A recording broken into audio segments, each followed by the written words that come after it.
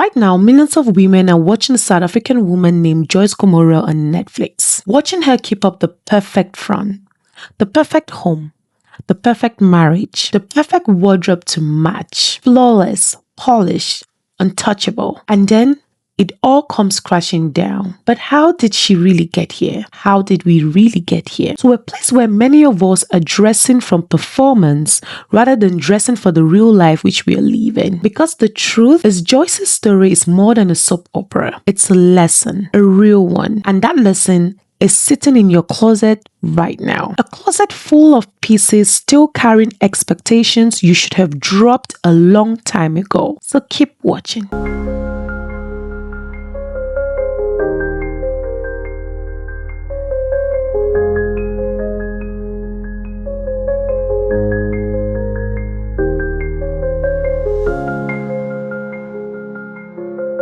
The woman who abandons her style to keep peace often loses something far more valuable than fashion. She loses her reflection.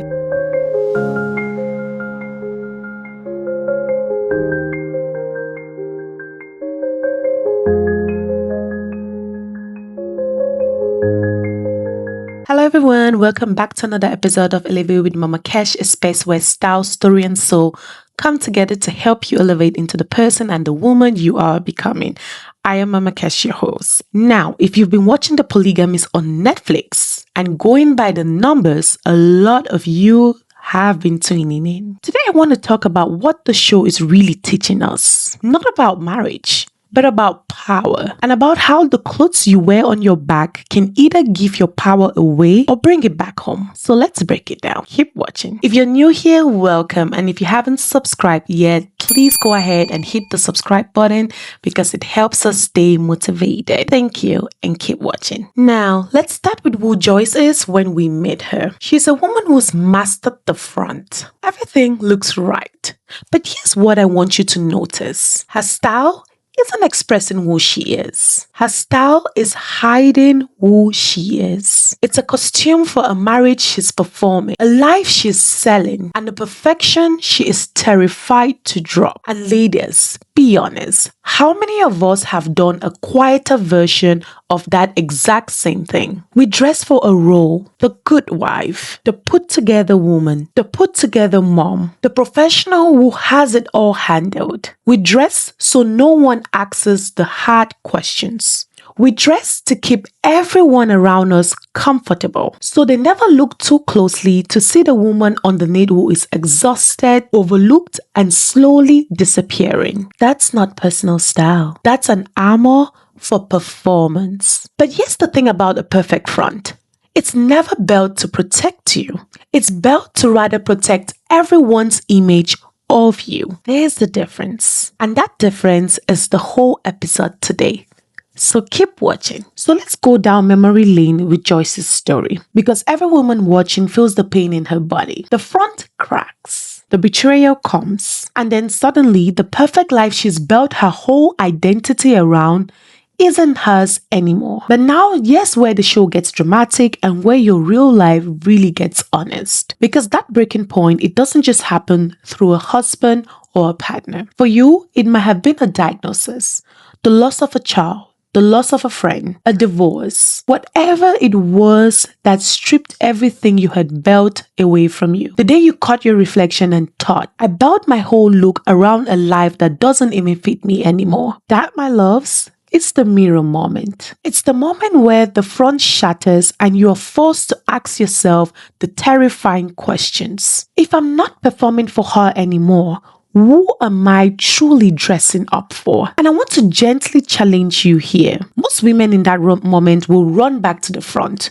They would want to put the whole front back together. If it's cracked, let's just fix it. But that moment right there might have been your turning point. A door to a new version of yourself which you vehemently refuse to open and move into, but rather decided to cling to it and stay back because that was what felt the most familiar. But you kept the costume and you kept performing. But the empowered woman, The woman who has decided to become who she is becoming, she rather does the unthinkable. She lets the old front stay broken. She lets the old version of herself wither away. She opens the door to the new version. She walks into it. Now, this is the entire reason why Elevate with Mama Kesh was born. How do you rebuild? How do you make your style stop being an act of performance where you constantly wear a disguise, but rather build a style which becomes your fire of declaration? You run it through your 3 filters. The same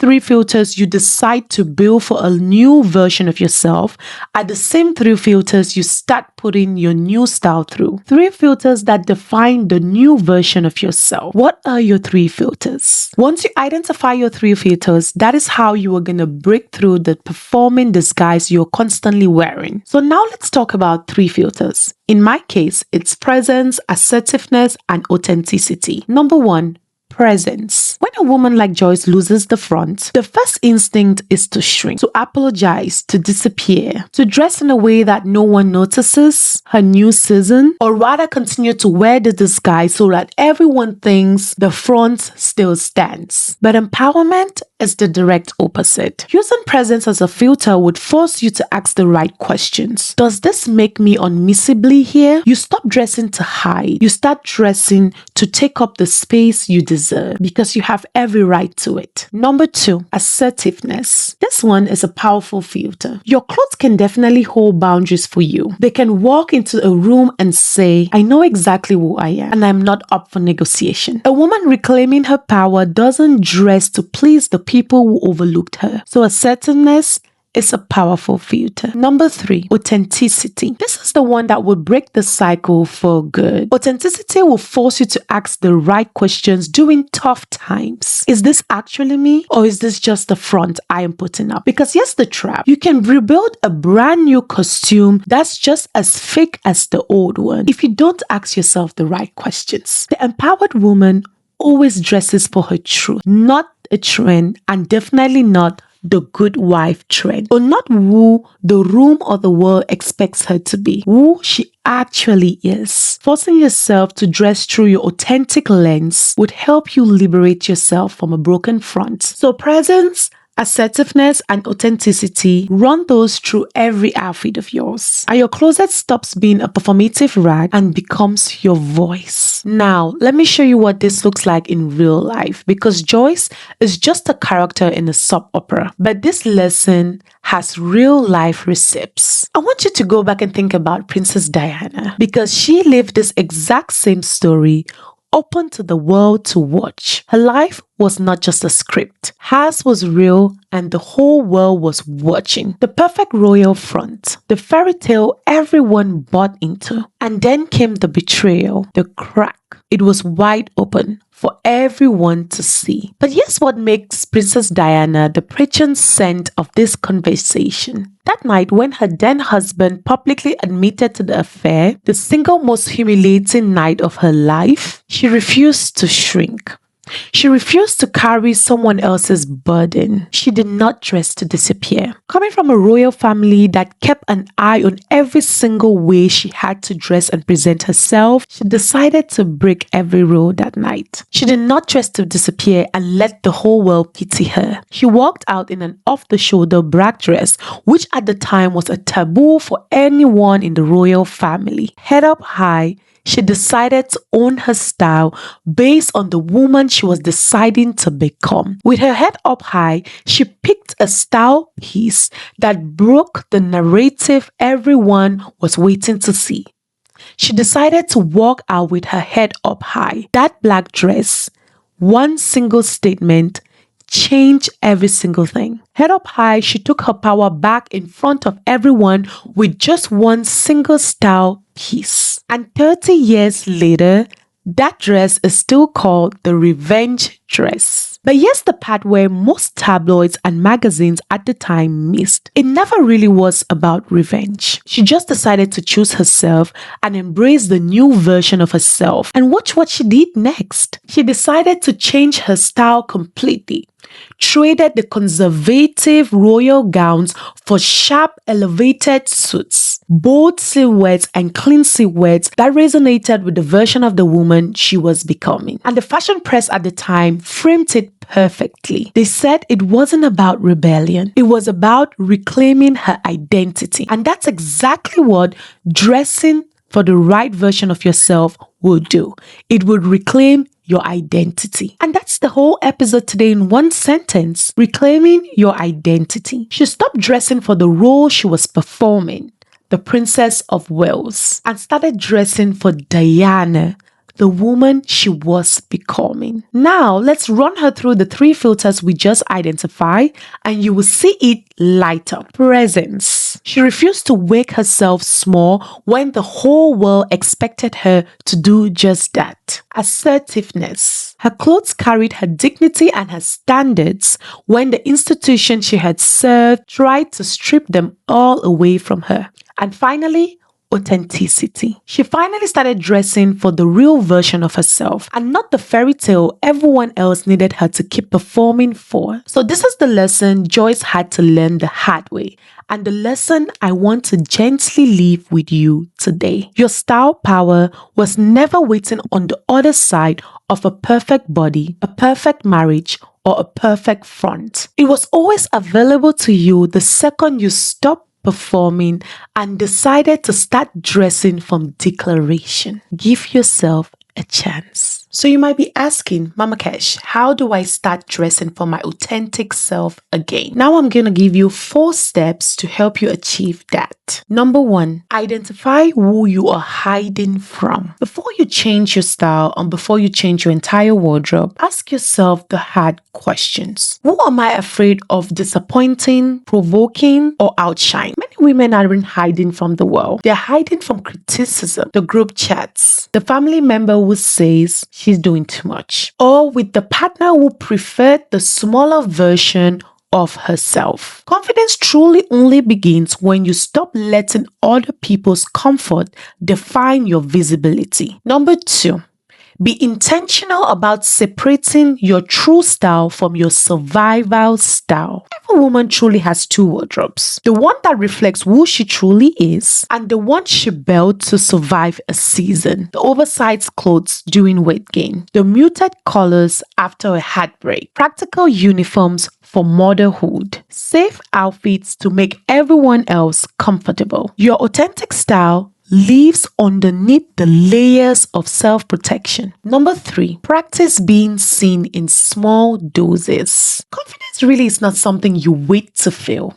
You have to be intentional about practicing it. Wear the bold colors. Put on the statement earrings. Put on the statement shoes. Choose the dresses that make you come alive again. Show up intentionally, even to ordinary daily places. The goal is never to impress anyone. The goal is to teach your brain to stay visible in every single circumstance. Own your own presence. Number 4, dress for the woman you are becoming and not for the version you are expected to be. Many women spend years dressing to justify themselves or to make sure everyone's expectation of themselves are met. They dress to seem approachable. They dress to seem humble. They dress to look like low maintenance. They dress to make everyone else comfortable but themselves. But true style becomes powerful when it stops being an apology. Instead of asking, will people approve this? Ask, how does this make me feel? Because authentic style is never about keeping up an appearance. It's finally letting your outside presence tell the exact same story your inner self has been trying to tell all this while. Your outer self has to match your inner self. So let me talk to you now. You might have been watching The Polygamist and a part of it hit too close to home. You might have been keeping up a front too, and you're tired. You've been dressing for a role, the perfect woman, the perfect wife, the perfect mother, the perfect professional. And now you are tired. You're tired of being the most overlooked woman in your own life. But hear me out clearly. It's never too late. You're not too much and you're not behind. The woman you keep performing over, the real one, she didn't leave. she's in there. She's just been waiting for you to stop the show and come back to her. I know this too because I have stood in front of a mirror during a season of my life and made the decision to go back to self. Keep watching. I might tell you that story in another episode. So when I tell you I see you, I truly see you. So if the polygamist showed you the front you have been keeping up for this long, let Elevate with Mama Kesh help you break that front. Because we do not dress from performance in this space, but we dress for our truth. Go ahead and leave a comment below and be honest. Tell me what your perfect front is and if you've been dressing more from performance or more from your truth. And if you're struggling to understand how to dress from your truth, leave a comment below and we shall discuss. Thank you all for tuning in today's episode of Elevate with Mama Kesh. If today's episode struck a nerve, go ahead and share with family and friends, sisters and aunties. And if you are wondering what is preventing you from stepping into your authentic style, leave a comment below and we shall go on a one-on-one session. And remember to like, share and subscribe. Until next time,